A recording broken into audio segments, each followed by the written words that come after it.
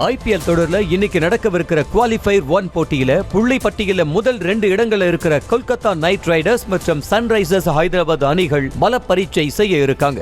இந்த போட்டி அகமதாபாத் ஸ்டேடியத்துல நடக்க இருக்கு. இந்த போட்டியில ஜெயிக்கும் அணி நேரடியா ஃபைனல்ஸுக்கு தகுதி பெறும். இந்த போட்டியில தோல்வியடையும் அணிக்கு ஃபைனல்ஸ் போக இன்னொரு வாய்ப்பு இருக்கு. குவாலிஃபயர் 1ல தோல்வியடையும் அணி எலிமினேட்டர் சுற்றுல ஜெயிக்கும் அணியோட குவாலிஃபயர் 2 போட்டியில மோதும்.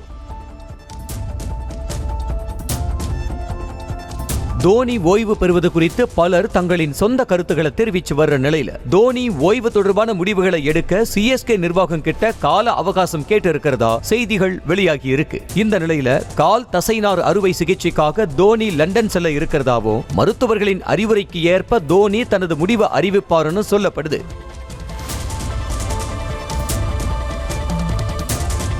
டெல்லி கேபிட்டல்ஸ் அணியின் ஓபனிங் பேட்ஸ்மேனான மெக்காக் நடப்பு ஐபிஎல் சீசன்ல சிறப்பான பங்களிப்பு அணிக்கு கொடுத்திருந்தார். சிறப்பான ஃபார்ம்ல இருக்கிற மெக்காக் ஆஸ்திரேலிய உலக கோப்பை அணியில இடம்பெறாதது தொடர்பா ரசிகர்கள் தங்களது கருத்துக்களை தெரிவிச்சிட்டு வந்தாங்க. மெக்காக்கே ஒருமுறை நான் உலக கோப்பை அணிக்காக விளையாடும் அளவுக்கு வளரலன்னு சொல்லியிருந்தார். இந்த நிலையில் மெக்காக்க ரிசர்வ் பிளேயரா ஆஸ்திரேலிய அணியில எடுத்திருக்கு ஆஸ்திரேலிய கிரிக்கெட் வாரியம்.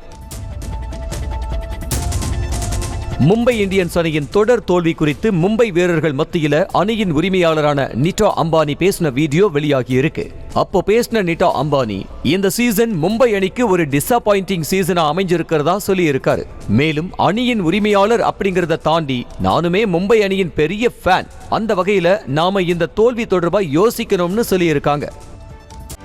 செய்திகளை உடனுக்குடனும் துல்லியமாகவும் தெரிந்து கொள்ள சப்ஸ்கிரைப் பண்ணுங்க.